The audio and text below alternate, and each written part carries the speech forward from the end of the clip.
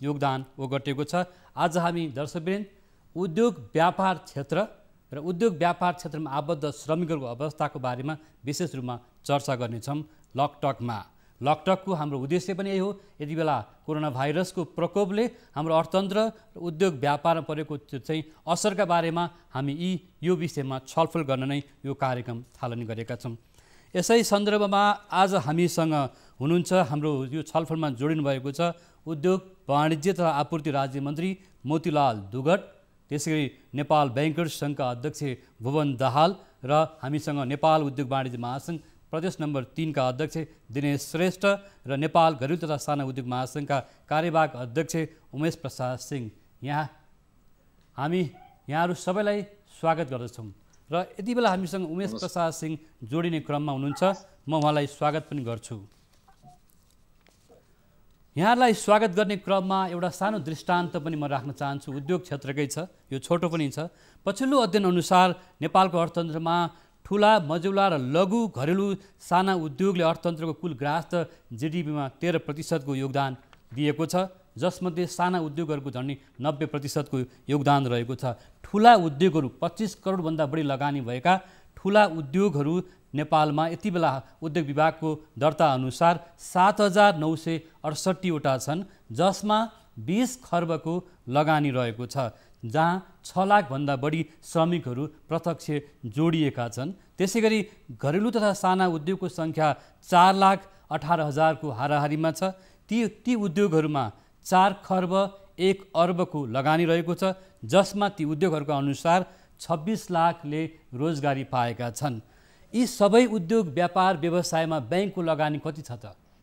ब्याङ्कको लगानी थाहा पाइरहनुहोस्, हाम्रा सबै ब्याङ्क वित्तीय संस्थाको लगानी 32 खर्ब 50 अरब रुपियाँ कर्जा लगानी भएको छ। तपाईहरूलाई अस्ति भर्खर पनि मसान्तमा ब्याज बुझाउन निकै धाउधाउ पर्यो र सरकारले पनि ब्याङ्कको ब्याजमा राहत ल्याउन सकेन, विशेष प्याकेज ल्याउन सकेन भनेर उद्योगी र ब्याङ्कहरू बीचको पनि आरोप प्रत्यारोप भन्ने गुनासो छ।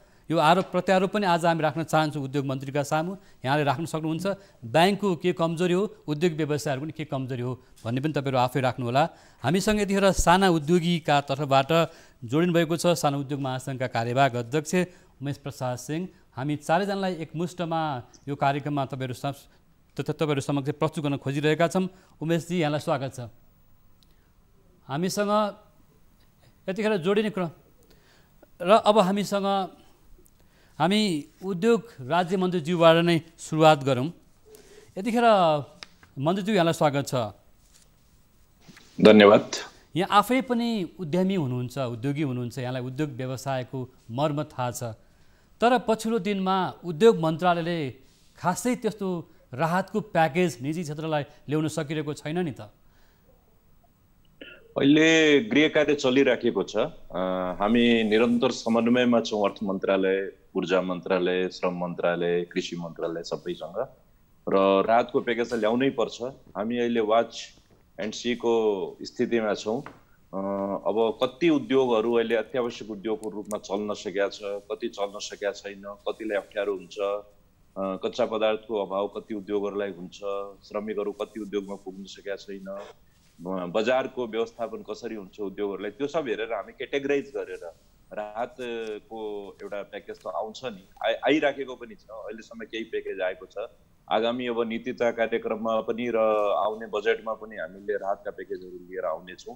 यसबारेमा निरन्तर हाम्रो विभिन्न मन्त्रालयहरूसँग अन्तर समन्वय चलिराखेको छ। हामी सल्लाह मसवरा पनि गरिराखेको छौँ र दिनै पर्छ। अबको अवस्थामा यदि उद्योग धन्दा, उद्योग व्यवसाय, निजी क्षेत्रहरूलाई राहत प्याकेजहरू आएन भने उद्योगहरू धमाधम बन्द हुन थाल्छन् र त्यस्तो अवस्थामा झन् विकराल अवस्था आउँछ। अहिले पनि हामीलाई बेरोजगारीको अघि पनि तपाईँले डिटेल बताइदिनु भएको छ। हामीसँग एउटा ठुलो भयावह अवस्था आउनेवाला छ। यो टोटली सोसियल डिस्ट्रक्सन समेत गर्न सक्ने एउटा अवस्था आउन सक्ने भएको हुनाले हामी अत्यन्तै जागरुक भएर यसमा चाहिँ ध्यान दिनै पर्छ। उद्योग व्यवसाय अब हाम्रो जिडिपीको मुख्य मेरुदण्ड भएको हुनाले पनि हामी उद्योग व्यवसायमा बढी ध्यान दिनुपर्छ। कृषि र उद्योग व्यवसाय हामी यो क्षेत्रलाई अधिकतम हामीले परिचालन गर्नुपर्ने हुन्छ, जसबाट कि हामी हाम्रो जुन अर्थतन्त्र छ त्यसलाई पनि हामीले यथावत राख्न सक्नुपर्ने हुन्छ र हाम्रा श्रमिकहरूलाई, हाम्रो नेपालका दाजुभाइहरूलाई जो कि अब बाहिरबाट यहाँ फर्किने अवस्था आइसकेको छ, कतिपय फर्किसकेका छन्, अब यहाँबाट फर्केर जाने पनि अवस्था हुँदैन। उनीहरूलाई पनि हामीले यथोचित यहाँ चाहिँ सम्मानपूर्वक उनीहरूलाई रोजगार दिनुपर्ने हुन्छ। यस्तो अवस्थामा चाहिँ राहतको प्याकेज सरकारबाट र सबै क्षेत्रबाट आउनै पर्छ। मज्यू यहाँले उठाउनु भएको विषयसँग जोड्न चाहन्छौँ हामी उद्योगी व्यवसायहरूलाई। हामीसँग उद्योगी व्यवसायका तर्फबाट उद्योग वाणिज्य महासङ्घ प्रदेश नम्बर 3 का अध्यक्ष दिनेश श्रेष्ठ हुनुहुन्छ। त्यसै गरी हामीसँग यो विषयमा दिनेश श्रेष्ठ उहाँले यो विषयमा बोल्दै पनि आउनुभएको छ। दिनेशजी, जस्तो यहाँ भर्खर पनि उद्योग राज्य मन्त्रीले भन्नुभयो, उहाँले भनेका कुराहरूमा हाम्रा उद्योगी व्यवसाय कति सहमत छन्। यहाँले राहतको प्याकेज माग गरिरहेको छ निजी क्षेत्रले, होइन? यसमा दिनेशजी के भन्नुहुन्छ? भर्खर पनि तपाईँले मन्त्रीजीको विषय सुनिहाल्नुभयो, कुरा सुनिहाल्नुभयो। मान्य मन्त्रीज्यू र भुवनजी, उमेशजीलाई म नमस्कार गर्न चाहन्छु र न्युज 24 परिवारलाई पनि म र समस्त दर्शक साथीहरूलाई पनि मेरो अभिवादन छ। अहिले जुन मन्त्रीज्यूले भन्नुभयो, हामीलाई सबभन्दा राम्रो खुसीको कुरो के छ भने जो यो पीडा, यस्तो पीडाको अनुभूति गर्नुभएको व्यवसायी उद्योगी मन्त्री हामीले पाएको छौँ। जबसम्म हामीले योजना बनाउने ठाउँमा यो पीडा बुझ्ने मान्छे पुग्दैन तबसम्म हाम्रो पीडा बुझ्दैन। कुनै पनि समस्यालाई कुन एङ्गलबाट हेर्ने भन्ने कुरो आफ्नो आफ्नो दृष्टिकोण फरक पर्छ।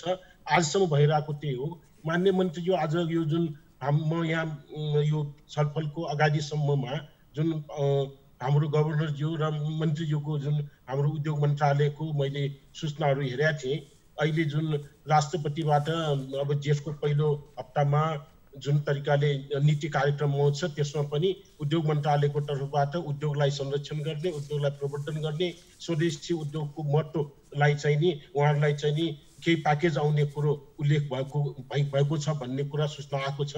त्यसको लागि म उद्योग मन्त्रालयलाई आभार व्यक्त गर्न चाहन्छु। सबभन्दा अहिले जुन मान्य मन्त्रीज्यूले भन्नुभयो, अहिलेसम्म हामीलाई जे आएको छ राहत आएको छैन। मलाई अब हामी हेर्नुहोस्, सरकार, बैंक, कर्मचारी, श्रमिक र हामी यो चारैजना अहिले मिलेर काम गर्नुपर्ने अवस्था छ। एकले अर्कोलाई दोष दिने अवस्था पटक्कै होइन। अहिले के छ भने यो यस्तो अवस्था भनेको जिन्दगीमा मान्छेको जीवनमा पनि कहिले नआउने समस्या शताब्दीमा एकचोटि यो आइपुगेको छ हाम्रोमा। दुर्भाग्यले या सौभाग्य भनौँ, यसले राम्रो कुरा पनि ल्याउन सक्छ। त्यस कारणले गर्दाखेरि यसलाई हामीले फेस गर्नुपर्ने अवस्था छ। यसको लागि अहिले के छ भने मलाई दुःखको साथ भन्नुपर्ने कुरो के छ, हाम्रो भुवन सरले एक दुईचोटि जुन कुरा भन्नुभएको छ, यो 40% नाफा कमाउने व्यवसायहरूलाई उहाँले भन्नुभयो, मिडियाले गलत लेखा पनि हुनसक्छ, म त त्यस्तै मान्छु। किनभने उहाँ पनि व्यवसाय हो, बैंक खोल्नु भएको छ भनेपछि 40% नाफा कमाउने व्यवसायलाई के को राहत भन्नुभएको रहेछ। मैले के भन्न चाहन्छु भनेदेखि अब तपाईँहरूको कुरा मैले गरेर, मेरो कुरा तपाईँले गरेर अहिले यो समस्या समाधान हुँदैन। अहिलेको समस्या भनेको निश्चय पनि हामी उद्योगी व्यवसायहरूको लागि हेर्नुहोस्, सरकारले आजसम्म ल्याएको कुरोमा के छ भनेदेखि हामीले ऋण लिएर भए पनि तिमी ब्याज तिर्नै पर्छ, ऋण लिएर भए पनि कर्मचारीको तलब तिर्नै पर्छ। ऋणमै अझ हामीलाई डुबाएर बसाउने हो भनेदेखि चाहिँ नि व्यवसायहरू उस्कन गाह्रो हुन्छ। अब शिक्षा उद्योगी व्यवसायले के पनि गरेका छैन, यो देशमा जरुरी छैन भन्नुहुन्छ भने अर्कै कुरो, तर होइन, यो एउटा अपर्च्युनिटी। हामी उद्योगी व्यवसायहरू सधैँ यो जुन समस्याबाट चाहिँ नि हामी अवसर खोज्ने वर्ग हो, त्यसरी लिइदिनु हुन म अनुरोध गर्न चाहन्छु। बैंकलाई हामीले हिजोसम्म पैसा तिरेको हो, आज स्वेच्छाले बैंकहरूले यो 45 दिनको जुन समय बन्द हुने कुरा छ त्यसपछि आशा गरेका छौँ अब खुल्ला। तर यसले अब अनेक कुराहरू आइरहेछ, कसैले प्रेडिक्सन गर्न सकेका छैन, जान सक्छ 2 वर्ष पनि भनेको छ। भनेपछि यो अवस्थामा मिलेर हामी कसरी जाने भन्ने कुरा गर्नुपर्छ। तपाईँले पनि के भने स्वेच्छाले सरकारले भन्नुहोस् नहोस्, यो अवस्था भने त हामी अहिले हिजोसम्म कमाएको छौँ, व्यवसायहरू तपाईँहरू पनि आफ्नो खुट्टामा उभिनुहोस्, हामी यति पैसा हामी स्वेच्छाले दिन्छौँ भन्नुपर्ने अवस्था हो। अहिले बैंकले के भनेको छ भने 2% बिन्दुमा चाहिँ नि यो उद्योग बाहेक ग्यासलाई पाइँदैन, औषधलाई पाइँदैन, यो किन भनिरहेछ भनेको अहिले जम्मै नै आँखाले देखेको छ कि कुनै पनि व्यवसाय चलेको छैन, कुनै पनि खाद्यान्न पसल पनि 24 घण्टा चलेको होइन, मान्छे मुभमेन्ट छैन, सबैले अनुभूति गरेका छ। यस्तो अवस्थामा उद्योगी व्यवसाय पनि नेपालमा यति धेरै छ भनेपछि उनीहरू सबैको लागि सबैले राज्यले हामी आशा गरेका छौँ बजेटबाट सहयोग हुन्छ। अब अहिलेसम्ममा भन्नुहोस्, तपाईँको 2 बिन्दुमा घटाउने भने के हो? अहिले हेर्नुहोस्, म तपाईँलाई बैंकको नाम लिएर म भन्न सक्छु, एनआइसी बैंकले लोन दिएको छ बेस रेटमा, उहाँहरूको बेस बढी छ। मैले अहिले सुनेको 5.5%, तपाईँहरूको बेस रेट 5.5% देखि 11.5% बेस रेट भएको बैंक छ। यो किन हुँदैछ त भनेपछि तपाईँहरूको कस्ट अफ फन्ड 7% देखि 8.5% छ। आज तपाईँको सेकेन्ड क्वार्टरसम्म 6 महिनामा बैंकहरूले 32 अरब कमाइसकेका छ। 32 अरब 35 करोड तपाईँहरूकै डाटाले भने हो। तपाईँले भन्नुहुन्छ तपाईँहरूको हिसाबमा त पारदर्शी छ, त्यस्तो होइन। आज निजी क्षेत्रको हिसाब पनि पारदर्शी छ। जुन दिनदेखि 48 सालको सेल्फ एसेसमेन्ट आएपछि निजी क्षेत्रले पनि हिसाब किताब राखेको छ। त्यसरी आक्षेप नलगाइदिनु हुन म यो आजको यसबाट पनि म अध्यक्षज्यूलाई निवेदन गर्न चाहन्छु। तपाईँले उठाउनु भएको विषय आए उठाउनु भएको छ, म तपाईँलाई भनिदिन्छु, बैंकहरू 27 बैंकले 252 अरब यो गएको सालको म यहाँ आएँ, यहाँहरूको नाफा घाटा कुरामा आउँछु म कुरा गर्दिनँ। म अब अहिले म तपाईँलाई भनौँ, आज हामी के चाहन्छौँ भनेदेखि 33% हामीले कर्मचारीहरूलाई तलब दिउँला, 33% राज्यले दियोस्, 33% चाहिँ नि कर्मचारीले सहन गरोस्। हाम्रो यो एउटा प्रथम माग हो। यस्तै गरेर हामी पनि बाँच्छौँ, सरकारले पनि केही दिन्छ र कर्मचारीहरूले पनि काम गर्छ। कर्मचारी हाम्रै मान्छे हो। अर्को बहालको कुरो के छ भनेदेखि तपाईँको हामीलाई बाल नदेऊ भनेको छ माननीय मन्त्रीज्यू। अहिले औद्योगिक क्षेत्रहरूले बाल उठाउन खोजिरहेछ, जम्मै औद्योगिक क्षेत्रमा राज्यको अङ्गले बाल उठाउनलाई रोकेको छैन। अनि हामीलाई बाल नदिऊ भनेपछि बालमा हामी कोही को छ बाल उठाएर आफ्नो खर्च चलाउनु पर्ने छन्, कोही बाल उठाएर चाहिँ तपाईँको अर्कोलाई दिनुपर्ने छन् भनेपछि आज हामीले बाल दिँदैन भनेपछि भोलि घर डल्ले उठेर जा भन्यो भने काम बस्न जाने भनेपछि त्यस्तो कुरा पनि हटपटमा नगर्दिनुहोस्। एकैछिन यहाँलाई एउटा उद्यमीको मर्म राख्नुभयो दिनेशजी। म तपाईँका आउँछु, म तपाईँका आउँछु, म एकैछिन म आएँ तपाईँकामा आएँ। तपाईँले एउटा उद्यमीको मर्म पीडा राखिसक्नुभयो। एउटा रमाइलो प्रसङ्ग पनि तपाईँहरूको ब्याङ्क र उद्यमीको भेट भइसकेपछि एक आपसमा आरोप प्रत्यारोप चलिहाल्दो रहेछ। यो वास्तवमा कसले कति नाफा कमायो भनेर एकछिन है, ब्याङ्कले पनि के भन्छ उद्योगिक व्यवसायले नाफा कमाइरहेछ भनिरहेको छ, उद्योग व्यवसायले ब्याङ्कले कति नाफा कमाएको छ भनिरहेको छ। यो भनेको के हो? यो विषयमा धेरै पटक यो मिडियामा यो कुरा आउने गर्छ। यो सम्बन्धमा म ब्याङ्कर्स सङ्घका अध्यक्ष भुवन दाहाल हुनुहुन्छ। अध्यक्षज्यू, यहाँलाई फेरि पनि स्वागत छ। हस्, धन्यवाद माननीय मन्त्रीज्यू, दिनेश सर, त्यहाँ उपस्थित सबैजनालाई र अनि सबै दर्शकहरूलाई पनि नमस्कार भने। हजुर, म एउटा कुरा, दिनेश श्रेष्ठको गुनासो तपाईँमाथि छ नि, यो गुनासो के हो भनिदिनुहोस् न। ब्याङ्कमाथि गुनासो बैंकमाथि म भन्नु, ब्याङ्कर र व्यवसायी एक अर्काका पूरक हौँ। ब्याङ्कले व्यवसायी भएन भने हामी कता कर्जा प्रवाह गर्छौँ होइन। त्यहाँबाट व्यवसायी हामीलाई चाहिन्छ नै, व्यवसायीहरूलाई पनि फन्ड चाहिन्छ, त्यहाँबाट ब्याङ्क चाहिने नै हो। त्यहाँबाट हामी एक अर्काका पूरकहरू हौँ। अब घरमै पनि कहिलेकाहीँ अब श्रीमान श्रीमतीको बिचमा, परिवारको सदस्यहरूको बिचमा एउटा विभिन्न राय भए जस्तै अब व्यवसायी र ब्याङ्करको बिचमा पनि भिन्न राय हुनुको कुनै त्यसलाई अन्यथा रूपमा लिनुहुन्न। तर के क्लियर हौँ भने बेला बेलामा ब्याङ्कहरूलाई आरोप लाग्ने गर्छ, ब्याङ्कहरूले चाहिँ धेरै कमाएर। दिनेश सरले पनि के डेटा प्रस्तुत गर्नुभयो, कति लगानी भएको छ भनेर सँगसँगै प्रस्तुत गरिदिनु भयो भने म धेरै खुसी हुन्थेँ। हाम्रो ब्याङ्कहरूको चाहिँ कन्टिन्युसली यति राम्रो कम्पिटिसन छ। अहिले 27वटा वाणिज्य ब्याङ्कहरू छौँ, त्यसै गरी विकास ब्याङ्कहरू हुनुहुन्छ, फाइनेन्स कम्पनीहरू हुनुहुन्छ र एकदमै राम्रो प्रतिस्पर्धाको कारणले गर्दाखेरि ब्याङ्कहरूको प्रोफिट कन्टिन्युसली घटिरहेछ। यहाँलाई सबैलाई थाहा छ ब्याङ्कहरूको कति ट्रान्सपेरेन्ट हुन्छ फाइनेन्सियल अकाउन्ट्स भनेर। ब्याङ्कहरू चाहिँ कसरी नाफा बढाउने भनेर चाहिँ प्रोभिजन कम गरेर पनि नाफा बढाउन भनेर प्रयास गरिराखेका हुन्छन्। त्यसमा ट्याक्स छल्ने यताउति भन्ने कुरो कहिले सोच्दा पनि सोध्दैनन्। अध्यक्षज्यू, एउटा कुरा सोधिहालेँ मैले। अध्यक्षज्यू, अहिले ब्याङ्कले ब्याजमा सहुलियत दिएनन्, राहत पाएनन्, यो ब्याङ्कहरूले मात्रै हामीलाई कसे भनेर उद्योगीहरूले गुनासो गर्छन्। वास्तवमा तपाईँहरूले ब्याङ्किङ क्षेत्रले केही एउटा योजनाहरू त ल्याउँदै हुनुहुन्छ होला नि त? यहाँ सुन्नुहोस् न, हामी एकदमै के क्लियर छौँ भने यो पेन्डेमिकको कारणले संसारभरि असर गरेको छ, नेपालको व्यवसायलाई असर नगर्ने प्रश्नै भएन। भने चाहिँ व्यवसाय अब जस्तै चैत 11 गतेभन्दा अगाडि धेरै व्यवसायहरू सञ्चालन थिए। चैत 11 गतेपछि चाहिँ सीमित व्यवसायहरू मात्रै सञ्चालनमा छन्। जस्तै हामी ब्याङ्कहरूको पनि डामाडोल छ। यहाँलाई सेयर गरिहालौँ, हाम्रो चैत 11 गतेपछि अब व्यवसायी साथीहरूको कारोबार नहुनु भन्नु मतलब ब्याङ्कको पनि कारोबार नहुने हो। ब्याङ्क र व्यवसायीको त नङ र मासुको सम्बन्ध छ नि त। अब यहाँ माननीय मन्त्रीज्यू पनि हुनुहुन्छ, दिनेश सर पनि हुनुहुन्छ, अर्को सिंहज्यू पनि हुनुहुन्छ। उहाँहरू सबैलाई थाहा छ कि ब्याङ्कसँग चाहिँ हामीसँग पैसा सरप्लस भयो भने हामी ब्याङ्कमा जान्छौँ, हामीसँग डेफिसिट भयो भने ब्याङ्कमा बरो गर्न जान्छौँ। भने चाहिँ सरप्लस युनिट डेफिसिट सबै ब्याङ्कमा जाने। र अनि अब व्यवसायीहरूको चाहिँ असर पर्नु भन्नुको त ब्याङ्कको पनि डिरेक्टली इम्प्याक्ट पऱ्यो। ब्याङ्कको अहिले फी इन्कमहरू छैन, फरेन एक्सचेन्ज इन्कम छैन, इन्ट्रेस्ट इन्कम जुन हुन्थ्यो त्यो पनि डिफरल भइरहेको छ। भनेपछि इन्ट्रेस्ट पनि उठिरहेको छैन। तर ब्याङ्कको खर्चहरूको कुरा गर्नु भने इन्ट्रेस्ट एक्सपेन्स हामीले अस्ति चैत मसान्तमा जुन तिर्नुपर्ने थियो सबै तिर्यौँ, तर हामीले पाउनुपर्ने इन्ट्रेस्ट पाएका छैनौँ। अलमोस्ट 60% हामीले पाएको छैनौँ। त्यसै गरी हाम्रा स्टाफ एक्सपेन्सेसहरू, अरू अफिस ओभरहेड एक्सपेन्सेसहरू सबै भएको अवस्था छ। म यहाँलाई फेरि के सेयर गर्न चाहेँ भने ब्याङ्कले राहत दिने निकाय हो कि होइन भनेर एकपल्ट हामी छलफल गरौँ न।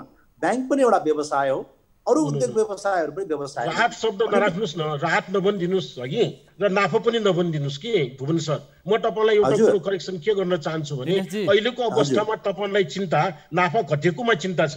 बैंकहरू नाफा घटेकोमा चिन्ता नगर्नुहोस्। हामी अहिले बाँच्या छौँ भनिदिनुहोस् न। हामी बाँच्यो भने तपाईँहरू बाँच्यो भने भोलिको दिनमा कमाउने छँदैछ। अहिले तपाईँले संसार राहत दिने हामीले बताएको छैनौँ। अब तपाईँले भन्नुभयो हेर्नुहोस् बैंक राहत दिने होइन, हामी पनि त हामीले जम्मैको तल यो बोझ खप्ने हामी निजी क्षेत्र हौँ त। अहिले म तपाईँले भन्नुहुन्छ हेर्नुहोस् राहतको कुरो छैन, राहत नभन्नुहोस्। मलाई शब्द चाहिँ नि तपाईँले जुन प्रयोग गर्नुभयो नि राहत र नाफा, नाफामा हामी बसेका छैनौँ। हामी पनि नाफाको लागि बसेका हो, तपाईँ पनि नाफाको लागि बसेका हो। तर एकछिन तपाईँहरूको बिचको विवाद भनौँ, गुनासो जे भनौँ, एकछिन रोकौँ है। एकछिन तपाईँहरू जस्तै एकजना हामीसँग उद्यमी हुनुहुन्छ, उहाँ नेपाल घरेलु तथा साना उद्योग महासङ्घका कार्यवाहक अध्यक्ष उमेश प्रसाद सिंहजी, यहाँलाई स्वागत छ। धन्यवाद। तपाईँहरूले भर्खरै पनि सुनिहाल्नुभयो उद्योग वाणिज्य महासङ्घ प्रदेश नम्बर 3 का अध्यक्ष दिनेश श्रेष्ठ र नेपाल बैंकर सङ्घको अध्यक्ष भुवन दाहाल बिचको भनौँ, उहाँहरू बिचको विवाद भनौँ अथवा जे भनौँ, उहाँहरूको विषयमा कुरा सुनिसकेपछि तपाईँ उद्योगीहरूको भनाइ के छ त? साना उद्योगीहरूको चाहिँ हाम्रो मेन भनाइ के छ भने हामी उद्योग सञ्चालन गर्नको लागि आर्थिक रूपमा ब्याङ्क नै भर पर्नुपर्ने छ। हामीले ब्याङ्कसँग जो मधुर सम्बन्ध हुनुपर्छ हाम्रो र उद्योग मैत्री वातावरण बन्नुपर्छ भन्ने हाम्रो धारणा छ।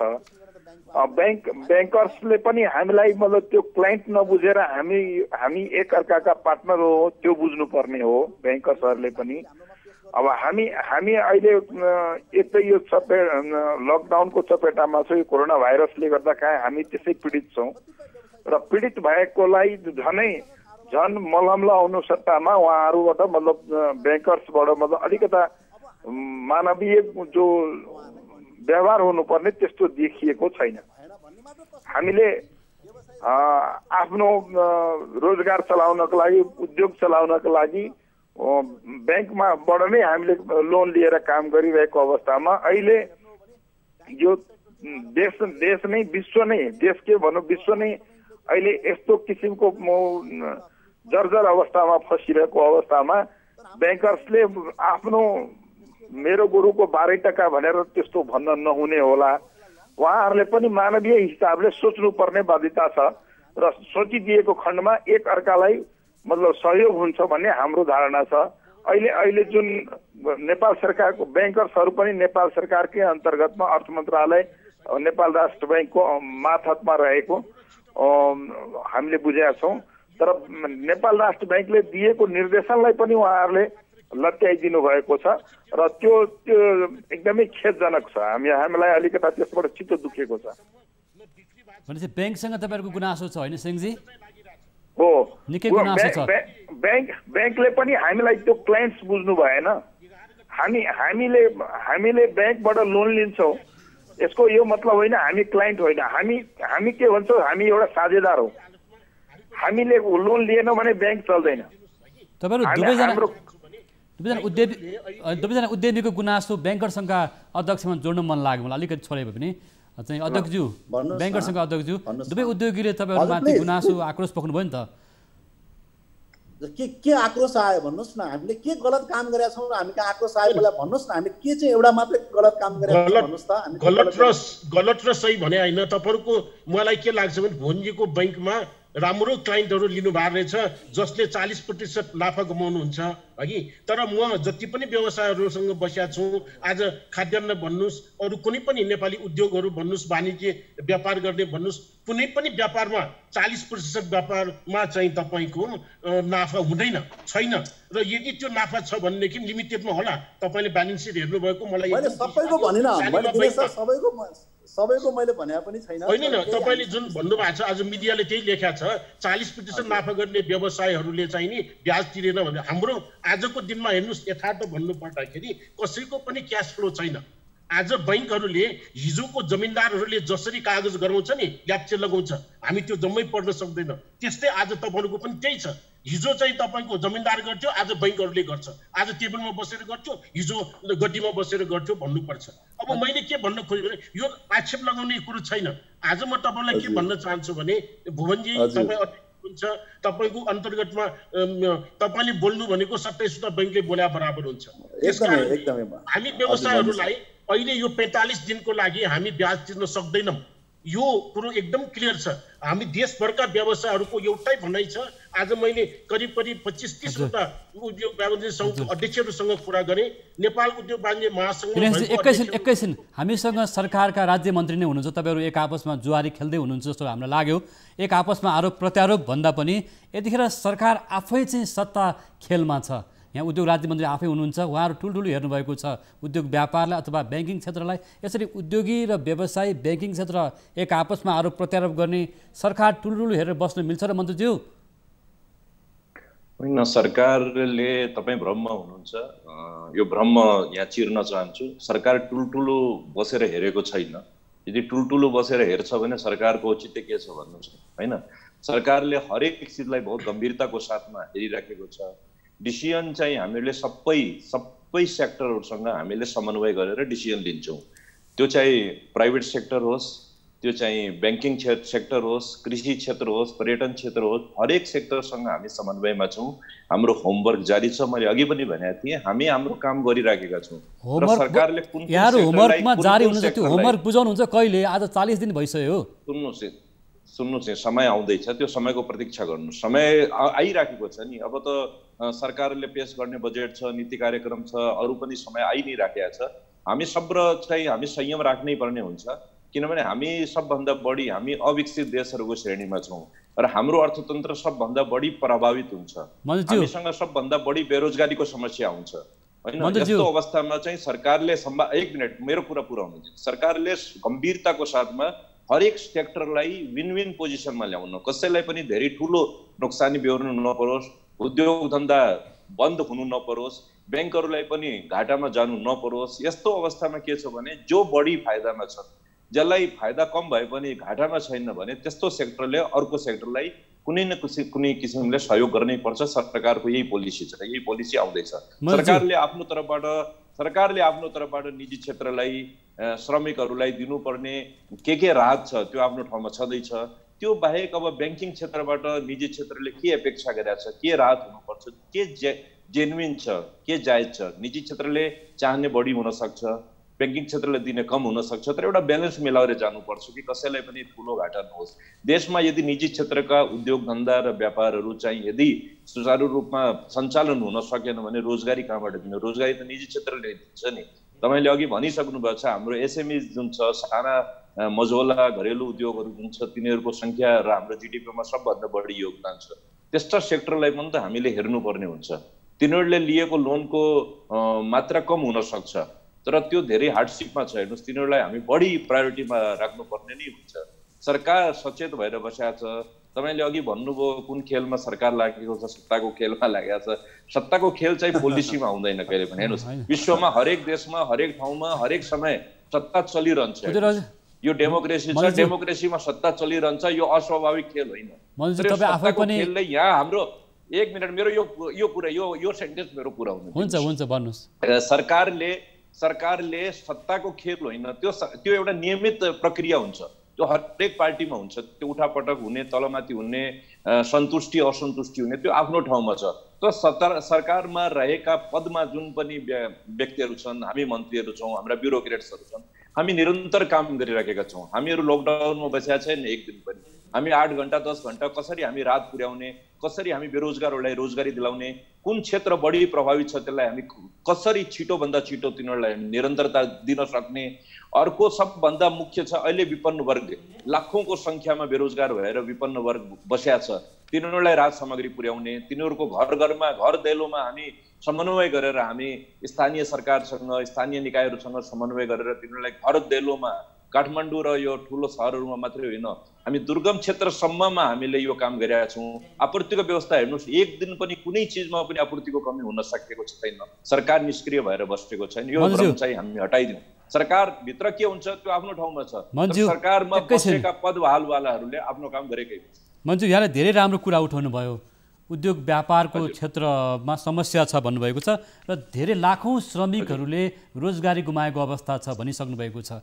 यो अब लाखौँ श्रमिकको रोजगारी गुम्ने अवस्था छ र अहिले धेरै ठुलो सङ्ख्यामा श्रमिकहरू गाउँ गाउँ गएको अवस्था छ। उनीहरूलाई रोजगारीमा फर्काउनको लागि सरकारसँग के त्यस्तो एउटा चाहिँ प्याकेजको कार्यक्रम छ? अरू कुरा, धेरै उद्योगहरू बन्द हुने अवस्थामा छन्, कच्चा पदार्थको अभाव होला अथवा श्रमिकले रोजगारी गुमाएको अवस्था छ, ब्याङ्कको ब्याज चाहिँ तिर्न नसक्ने अवस्था छ र ब्याङ्क र उद्यमीहरूको बिचको तपाईँकै सामुन्नेको विवाद सुनिहाल्नुभयो, के भन्नुहुन्छ?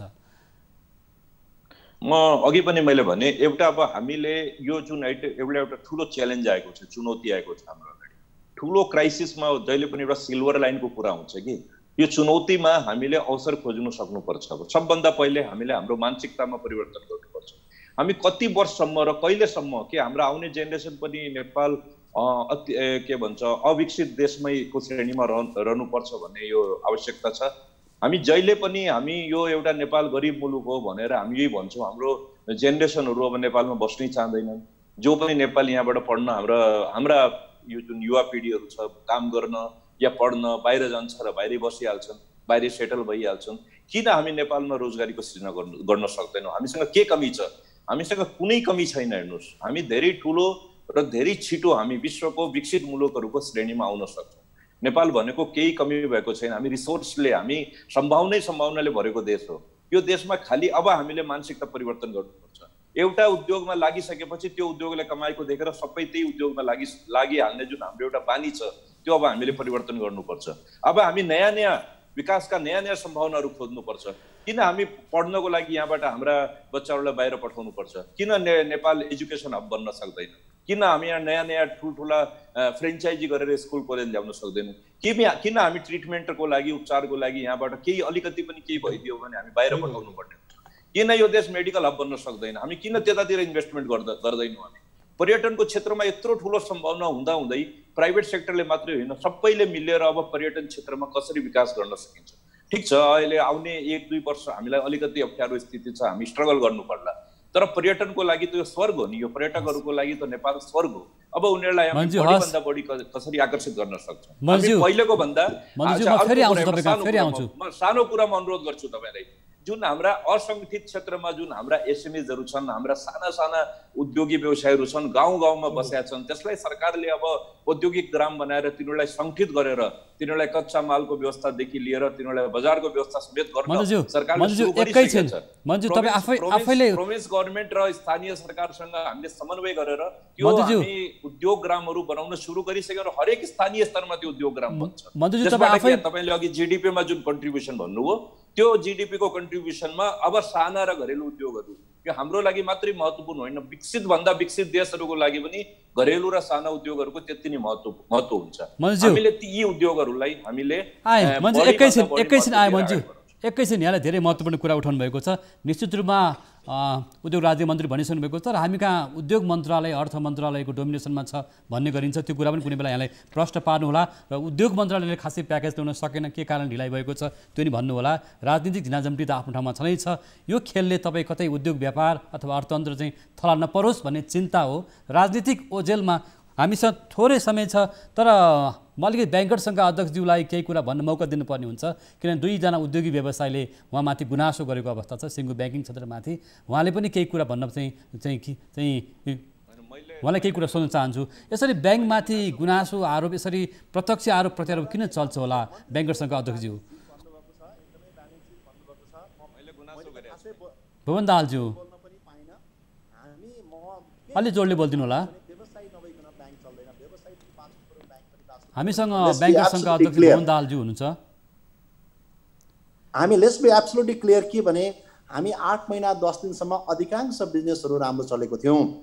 जस्तै म एउटा सानो चिज के सेयर गर्न चाहन्छु भने 8 महिना 10 दिनमा 8-9 करोड नाफा भएको थियो भने, जस्तै भनौँ यो अहिले 50 दिन जतिको, अब आज 40 दिनमा भयो, अर्को 5 दिन थपेर 45 दिन होला, 2 महिना भयो भने अर्को 1.5 करोड घाटा भयो भने पनि स्टिल 6 करोड रुपियाँ हामी नाफा कमाउँछौँ। त्यति धेरै हात दिनु पनि पर्दैन। अब लकडाउन कति लम्बिन्छ भन्ने कुरा आफ्नो ठाउँमा छ होला। धेरै लामो समयसम्म लम्बियो भने सबैलाई चाहिँ प्रब्लम हुने हो। अब हामी पनि के क्लियर हौँ भने अहिले ब्याङ्क वित्तीय संस्थाको मैले अघि नै भने कुनै पनि आम्दानीका स्रोतहरू छैनन्। जुन अघि दिनेश सरले भने जस्तो जुन इन्ट्रेस्ट इन्कमको डिफरेन्स हाम्रो हुनसक्छ, तर त्यो राष्ट्र ब्याङ्कले 2% घटाउनु भनेर भनिसकेपछि अब मलाई लाग्छ ब्याङ्कहरू चाहिँ यो लास्ट क्वार्टरमा चाहिँ लसमा जान्छन्।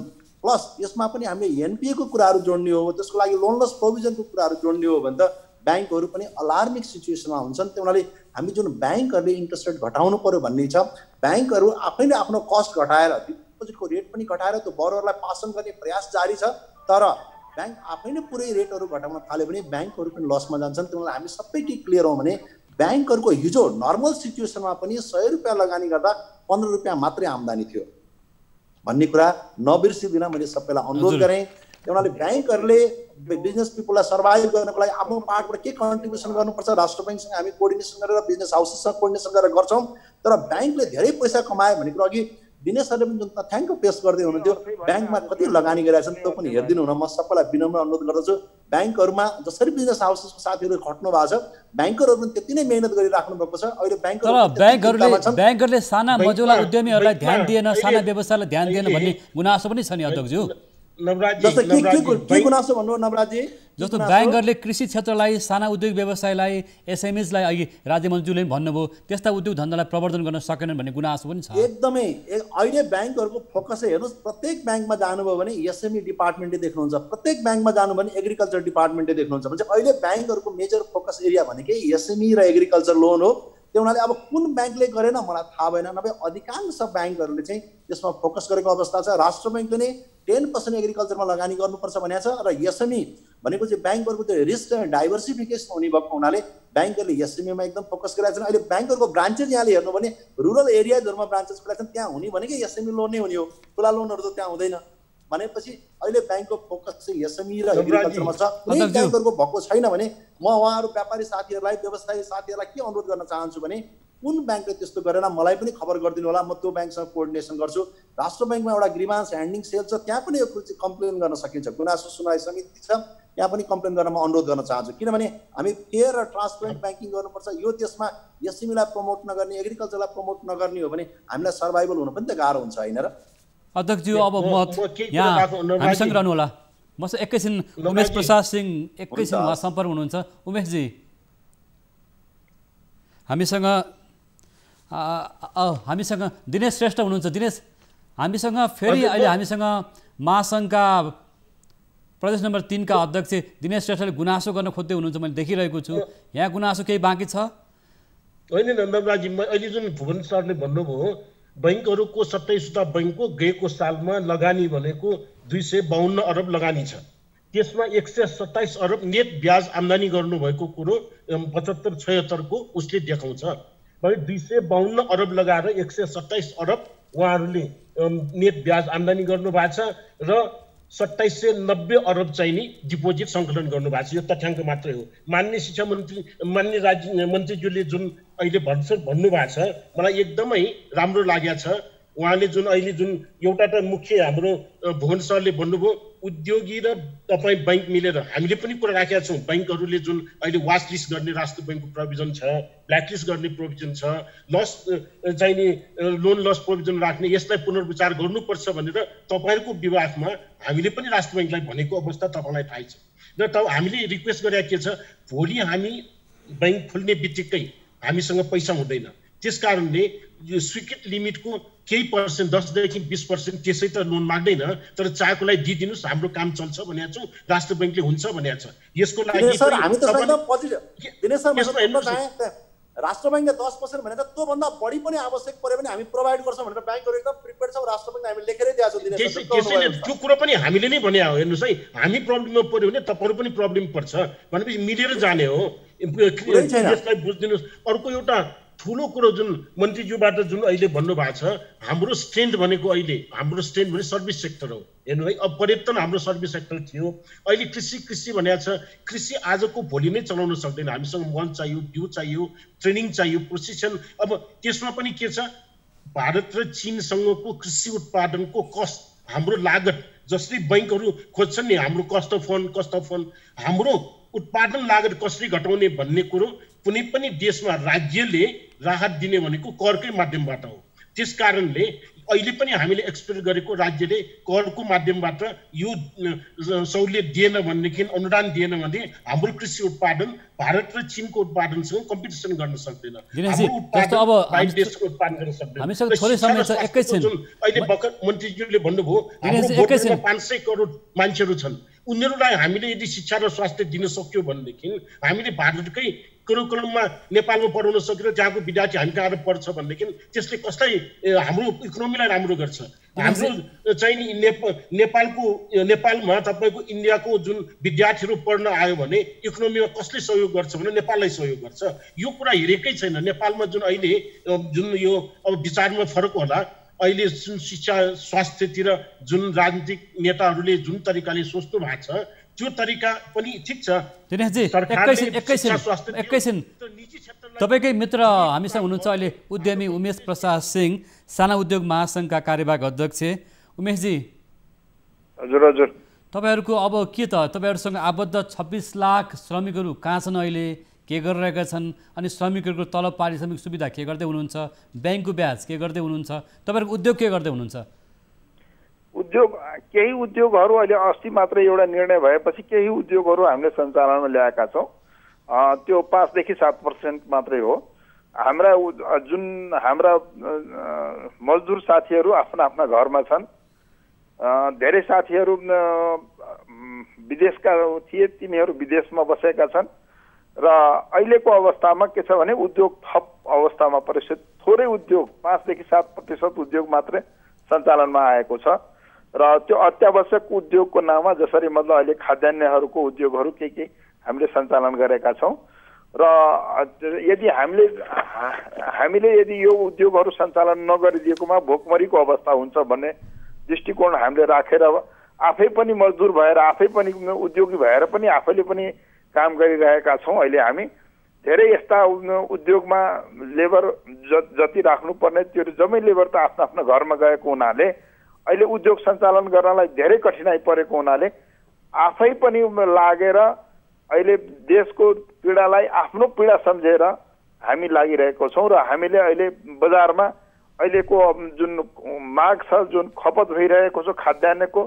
त्यसको लागि र पानी एउटा कुरा चासो एउटा कुरा के छ भन्दाखेरि यहाँहरूको महासङ्घमा आबद्ध 25-26 लाख श्रमिक मजदुरहरू, 4 लाख उद्योगमा आबद्ध रहेका श्रमिक मजदुरहरूको अब रोजगारी के हुन्छ? तपाईँहरू उहाँलाई रोजगारी दिन सक्नुहुन्छ कि हुँदैन, अथवा यहाँहरूको के खालको चाहिँ योजना छ त? अब तपाईँ मार्फत हुन त म अलिक प्राविधिक कठिनाइको कारणले तपाईँ मार्फत गर्न सकिएको छैन। त्यो पनि हामी नेपाल देशमा छौँ र नेपाल देशका उद्योग राज्य मन्त्री अहिले मतलब तपाईँको लाइनमा हुनुहुन्छ, सुन्दै हुनुहुन्छ होला हैन।